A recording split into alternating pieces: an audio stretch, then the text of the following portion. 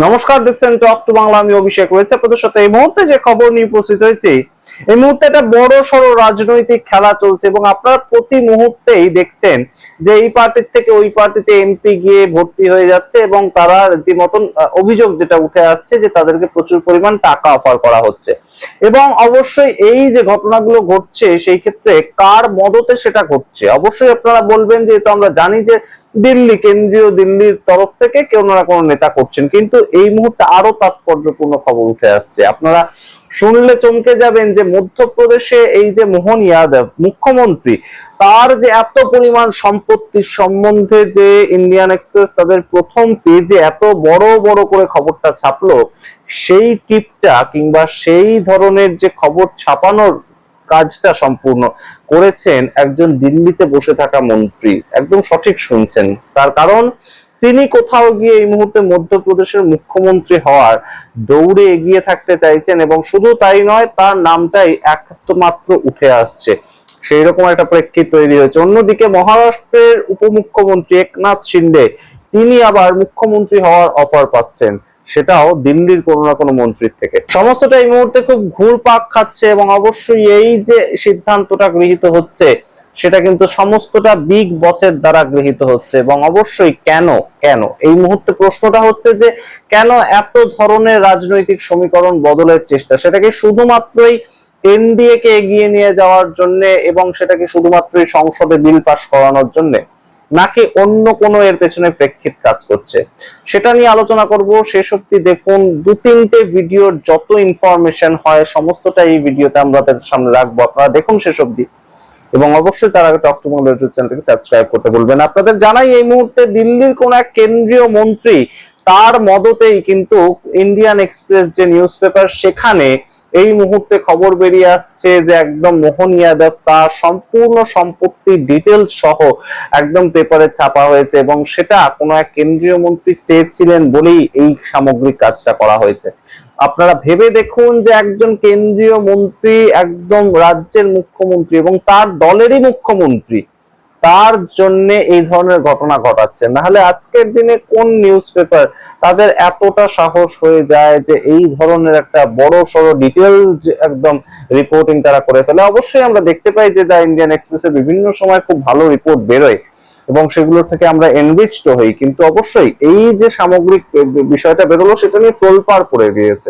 অবশ্যই বিজেপির অভ্যন্তরে এখনো পর্যন্ত কোনো নেতা এই বিষয়ে কিছু বলেননি, কিন্তু গুরুত্বপূর্ণ বিষয়টা বিজেপির অভ্যন্তরে এই মোহন যাদব তার যে সম্পত্তিটা বেরিয়েছে সেটাকে নিয়ে কেউ কিছু বলছেন না। এবার আপনাদেরকে একটু মহারাষ্ট্রের দিকে নিয়ে যাই। মহারাষ্ট্রের একটা খুব গুরুত্বপূর্ণ ঘটনা ঘটলো যে উদ্ধব ঠাকরের দল ছেড়ে 6জন এমপি একদম ডাইরেক্ট একনাথ শিন্ডে শিন্দেকুটে যুক্ত হচ্ছেন। কিন্তু কেন এই ধরনের ঘটনাটা? কেন এই সামগ্রিক ঘটনাটা বিজেপিতে যুক্ত হলেন না কেন তারা? যদি আম আদমি পার্টির 7জন সাংসদ রাজ্যসভা থেকে একদম সরাসরি বিজেপির পতাকা হাতে তুলে নিতে পারেন, নীতিন নবীন তো দাঁড়িয়েছিলেন তিনি পতাকা দেওয়ার সময়, তো সেটা যদি তিনি করতে পারেন তাহলে কেন এই একনাথ শিন্ডের দলের মাধ্যমে এনডিএ তে সামিল করাতে হলো এই 6জন সাংসদকে? সেই বিষয়টাই বা কেন ঘটলো? এবং এই গুরুত্বপূর্ণ ফ্যাক্টরটাও কিন্তু এই মুহূর্তে তাৎপর্যপূর্ণ। তার কারণ কিন্তু এই মুহূর্তে গুরুত্বপূর্ণভাবে পলিটিক্যাল অ্যানালিস্টরা যেটা বলছেন যে কেউ বা কারা একদম সরাসরি আর চাইছেন না দেবেন্দ্র ফডনবিসকে। দেবেন্দ্র ফডনবিস একদম আপনারা জানেন যে আরএসএস এর ব্লু হোয়াইট বয় এবং তাকে পরবর্তী প্রধানমন্ত্রীর একদম রীতিমতন একজন দাবিদার হিসেবে কিন্তু অনেকেই দেখছেন। তার কারণ তিনি যেমন একটা হিন্দুত্বের পলিটিক্স করেন খুব ব্যালেন্সড করে, ঠিক তেমন ভাবে তিনি একমাত্র মানুষ যিনি একদম বিজনেসম্যানদের নিয়েও পলিটিক্স করতে পারেন। তিনি মেসির পাশে দাঁড়িয়ে সম্পূর্ণ বিষয়টাকে সামাল দিতে পারেন।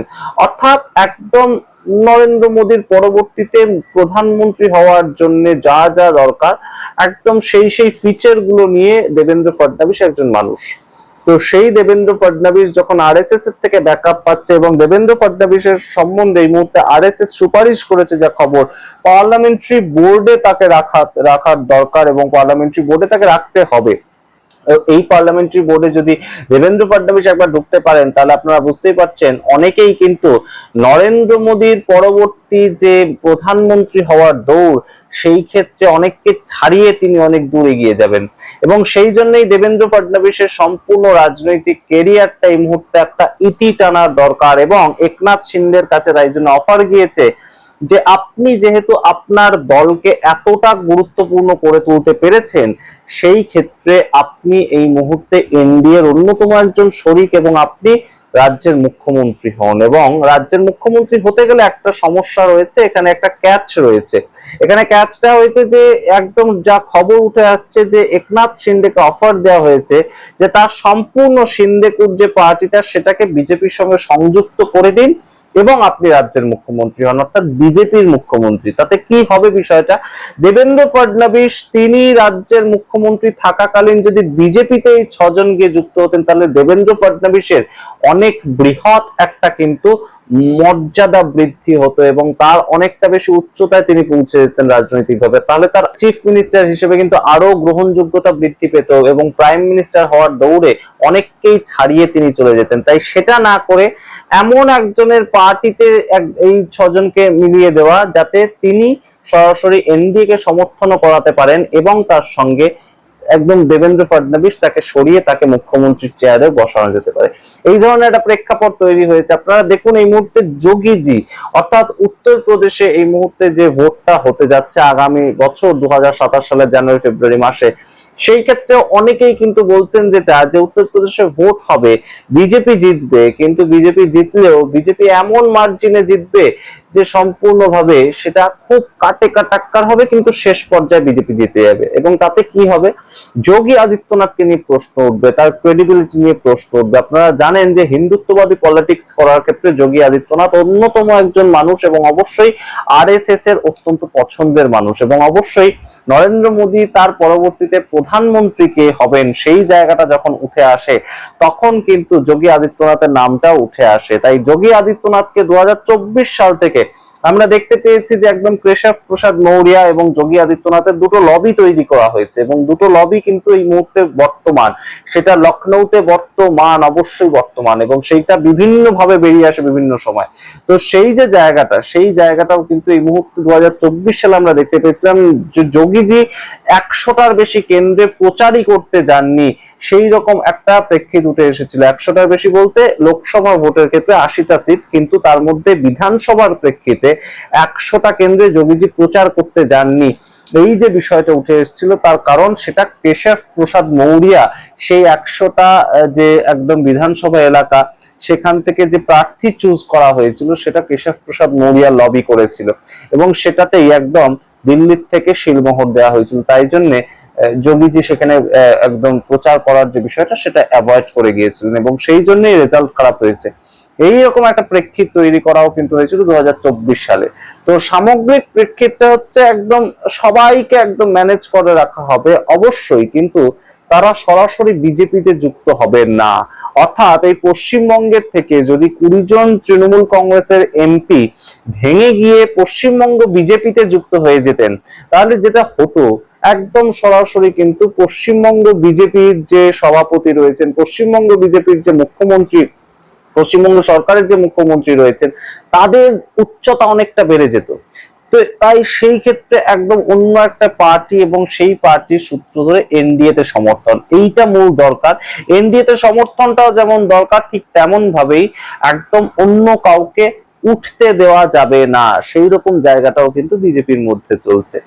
আমরা জানি না এই কাজগুলো কে করছেন, আপনারা জানলে অবশ্যই কমেন্ট বক্সে কমেন্ট করুন। তবে অবশ্যই নরেন্দ্র মোদী তার পরবর্তীতে প্রধানমন্ত্রীর দৌড়ে কেউ বা কারা এগোনোর জন্য কিন্তু অনেককেই এই মুহূর্তে একদম সাইড লাইন করে দেওয়ার একটা প্রেক্ষিত চলছে। সেটা মোহন যাদব হতে পারে, সেটা হতে পারে একদম সরাসরি একনাথ শিন্ডেকে বসিয়ে দেবেন্দ্র ফডনবিসকে বসানো সরানো, এবং তার সঙ্গে অবশ্যই একদম যোগী আদিত্যনাথ তার যে একটা পপুলারিটি, তার যে একটা মেজাজ, তার যে একটা একাধিপত্য সেটাকে খান খান করে দেয়া বিভিন্ন প্রেক্ষিত। আপনারা জানেন যে একদম রাম মন্দির, যেখানে এই মুহূর্তে বর্তমানে একটা জ্বলন্ত ইস্যু রাম মন্দির, এবং রাম মন্দিরের যে চাঁদা চুরি সেই বিষয়টাও বা অখিলেশ যাদব সবার সামনে আনলেন কি করে, প্রথম অখিলেশ যাদব এই বিষয়টা জানলেন কি করে, এই ইনপুটসটা তাকে দিল কে? সেই ট্রাস্টে তো সম্পূর্ণভাবে একদম আরএসএস এর সদস্যরা রয়েছেন, আরএসএস এর মেম্বাররাই রয়েছেন, এবং সেই ক্ষেত্রে একদম অখিলেশ যাদব প্রাথমিকভাবে জিনিসটা আনলেন কি করে? এবং আপনারা দেখুন একদম মধ্যপ্রদেশের সম্পূর্ণ মুখ্যমন্ত্রীর সম্বন্ধে এত ইনপুট, সেটাই বা দিলেন কোন মন্ত্রী? আপনারা যদি জানেন অবশ্যই আমাদেরকে আলোকপাত করবেন এই বিষয়গুলোতে। আমরা সম্পূর্ণ যা যা খবর উঠে আসছে, যা যা তথ্য উঠে আসছে, সেটার ভিত্তিতে একটা রিপোর্ট তৈরি করলাম। এই মুহূর্তে প্রধানমন্ত্রী তার উত্তরসূরি হওয়ার জন্য যারা যারা এগিয়ে রয়েছেন, তাদের কোথাও গিয়ে কিন্তু একটা পলিটিক্যালি এগোতে না দেওয়ার সেইরকম একটা প্রেক্ষিত তৈরি করার চেষ্টা, অনেকে তেমন বলছেন। আপনারা কি মনে করেন? অবশ্যই কমেন্ট বক্সে কমেন্ট করুন। দেখতে এখন টক টু বাংলা, অবশ্যই টক টু বাংলা ইউটিউব চ্যানেলকে সাবস্ক্রাইব করতে ভুলবেন না, এবং অবশ্যই জয়েন বাটন ক্লিক করে আমাদের মেম্বারশিপ নিলে আমরা অত্যন্ত বাধিত থাকবো। ধন্যবাদ।